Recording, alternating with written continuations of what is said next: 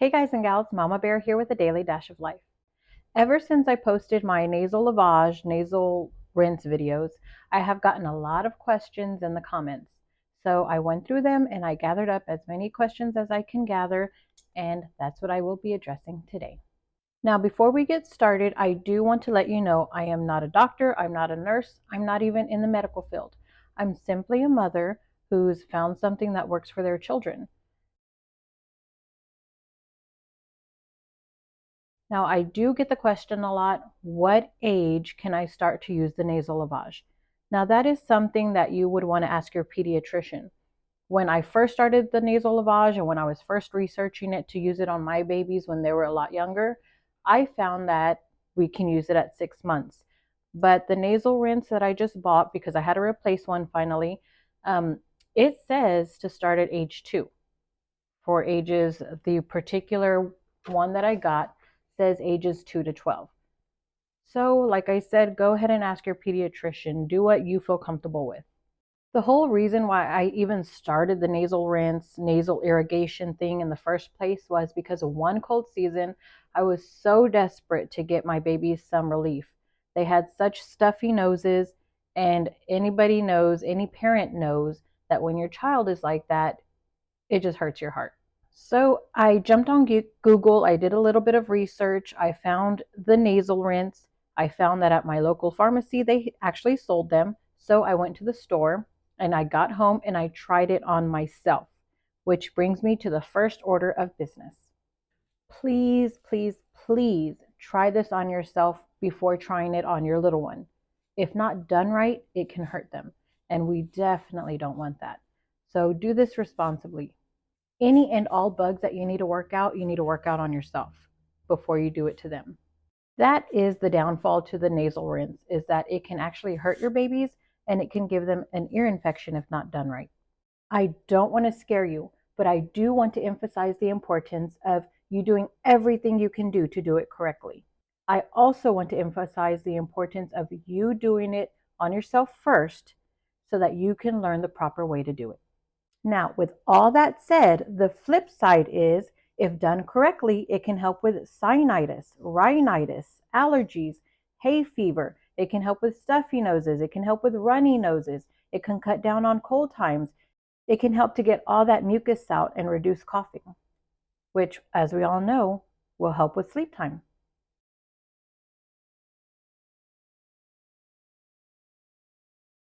You also want to find the most comfortable way to do it.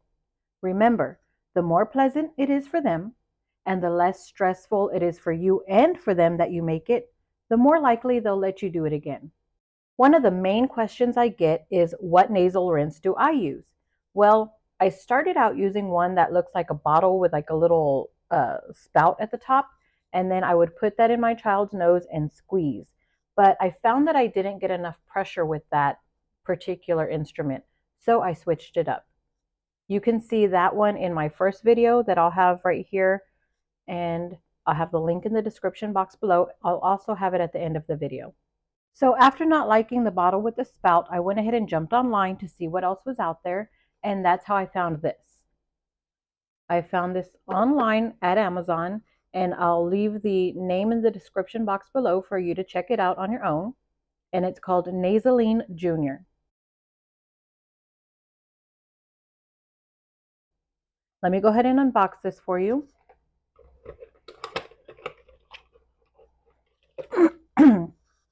So this is what you get.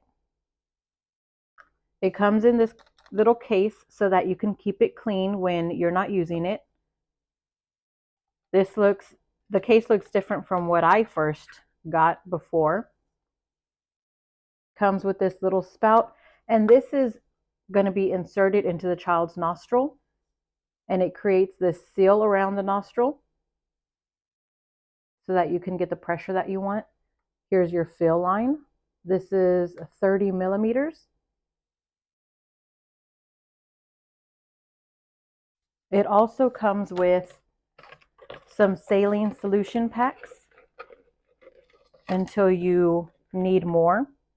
The saline solution packs you can get at any pharmacy area of your grocery store or any pharmacy store.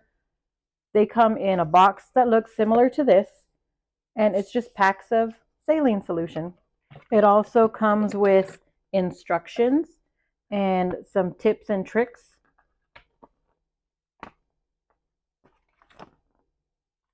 And it even comes with a comic so your child knows how to use it for themselves.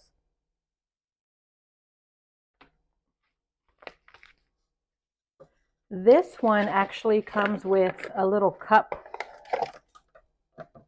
that mine did not come with. For me, I have to use either a measuring cup or a specific secondary cup that I use. This has measurements on it. Let's see if you could see that. 4 ounces, 8 ounces. Ooh, I like that. Like I said, mine didn't come with that. I got it back in the day. This says 4 ounces, 8 ounces. The 4 ounces is what I would like to start off with when my babies were younger. Again, I just used a measuring cup. Measure it to, I would put distilled water in a measuring cup. I would fill it up the whole 8 ounces, and then I put it in the microwave for 20 seconds. 20 seconds. It doesn't say if this is microwave safe, but that brings me to my other topic. If you use tap or unsterilized water, you run the risk of getting bacteria, which can cause infection in the nasal passages, which we really want to avoid. So go ahead and put the 8 ounces of distilled water into the microwave for 20 seconds, just 20 seconds. You don't need more than that because then it can get too hot. But you want to at least get that chill out of the water. Even room temperature water has a chill when it's going up your nose. You don't want the water too cold, but you definitely don't want it too hot for obvious reasons. So after getting the water out of the microwave after the 20 seconds, I just put just one little pack of saline solution into the water and allow it to dissolve. I just actually get my syringe and mix it around. Once it's dissolved, when my babies are really little, the littles are very little, when they're babies, then I just load it halfway.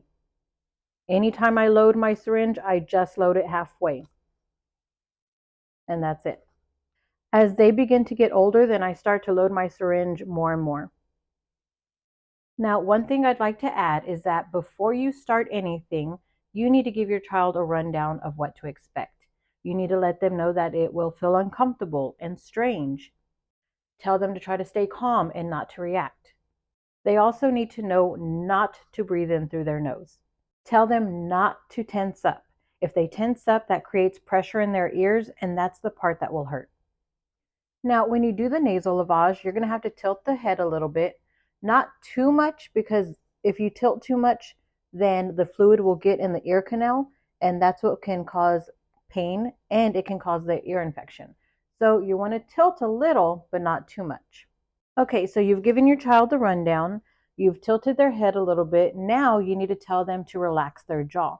You can just tell them to sing, do a little ah, and that'll help them to drop their jaw. You want to relax that jaw so that you don't create pressure right here in the ears. That too will start to hurt. Right before you flush their nose, have your child take a deep breath in. Typically, I'm standing behind my child and I use my hand, I grab them by the chin, and then I tilt their head to an angle that's comfortable for me. It helps me to get the angle that I need to get the syringe where I need it to be. I don't like to point the syringe right up the nose like this, straight up. I like to point it more at an angle while I do the flush. Don't forget, have them sing as you do the flush. So, ah. As soon as they're done, have something ready so that you can blow their nose, get all that mucus out. Of course, you'll be over the sink or the tub or whatever, wherever you decide to do it. So a lot of that mucus will be coming out into the sink, but you'll still have to have them blow their nose or something. You can have them, I say, blow out like a dragon breath or something. And they do this, and all that mucus continues to come out. Whatever works for you, whatever's fun for you and your child, do that. Again, you want this to be as pleasant as possible. I have 3 nasal lavage videos available for you to watch. I'll leave the links to those in the description box below, and I'll also leave them in the end screen at the end of this video so that you could just click on them to get to them. I feel most comfortable doing it from one side, doing a nasal flush from one side. For some reason, I can't get the angle right from the other side. So do what works best for you, what's most comfortable for you and your child, because I'm always so awkward on this side and I don't want to end up hurting my child. And remember, you don't want to hurt them in any way. So even if it means only doing it from one side, then that's fine too. Sometimes all you can do is 1 to 2 flushes before they start getting antsy and moving around and not wanting to do it. Sometimes they're so stuffy that all you can do is really chip away at it. So don't feel like you have to get it all done in one round. Again, you have 4 to 8 ounces to do a couple of flushes. So I start out with 2 flushes, then I'll move up to 3 flushes once they start to get used to it. Sometimes if they're super stuffed up, I can only do 2 flushes.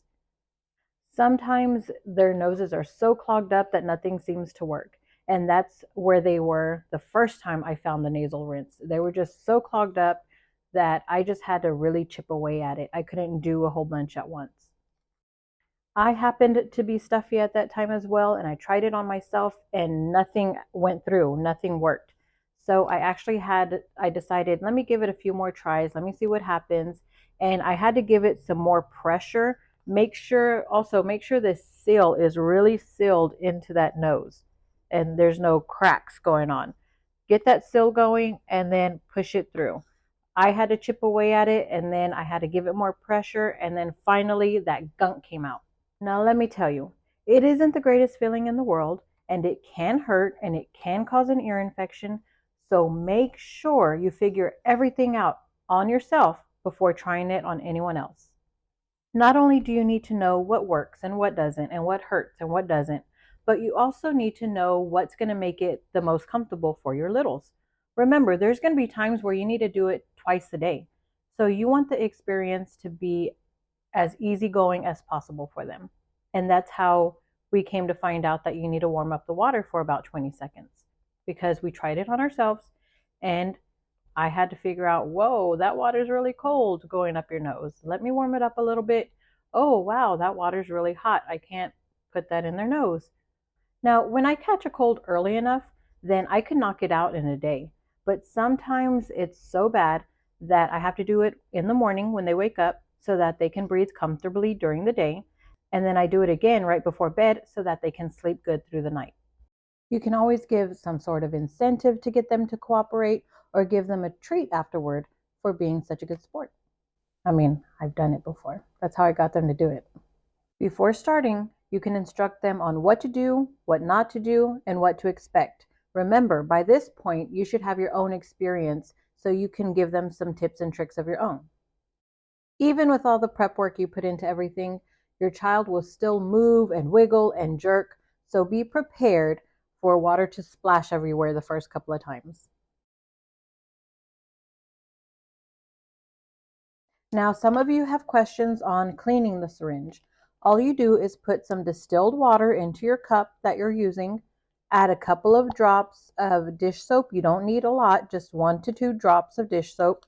And then you place the syringe into the cup, do a couple of flushes, and then I rinse this out with distilled water. Rinse this off with distilled water. You can even put some distilled water, clean distilled water back in here, and do a couple of more flushes before taking this apart and allowing this time to completely dry. Then after it's completely dry, put it back together and then store it in your case. And there you have it. Nice, clean, ready to go for the next time. I would like to add a little something that I forgot to add earlier. If you come across a time where your child gets a little bit of the water in their ear, then you can always get a clean sock, a brand new sock, whatever you want to use, put it in the microwave for 45 seconds to a minute, and then have them rest their ear, whatever ear hurts, onto that rice pack. If it happens to be both ears, then make 2 rice packs and then put it up to both of their ears. If it's still bothering them, you can always give them some pain reliever. Usually if it's bothering them at night, by the morning it's already gone.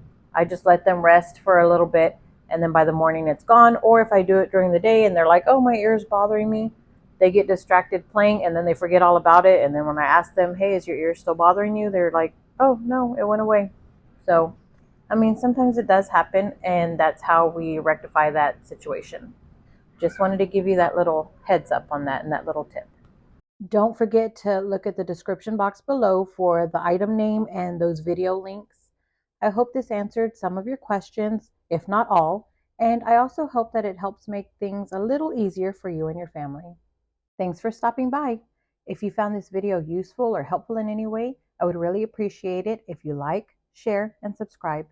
As always, I hope you learned something new today that you didn't know yesterday. Toodles!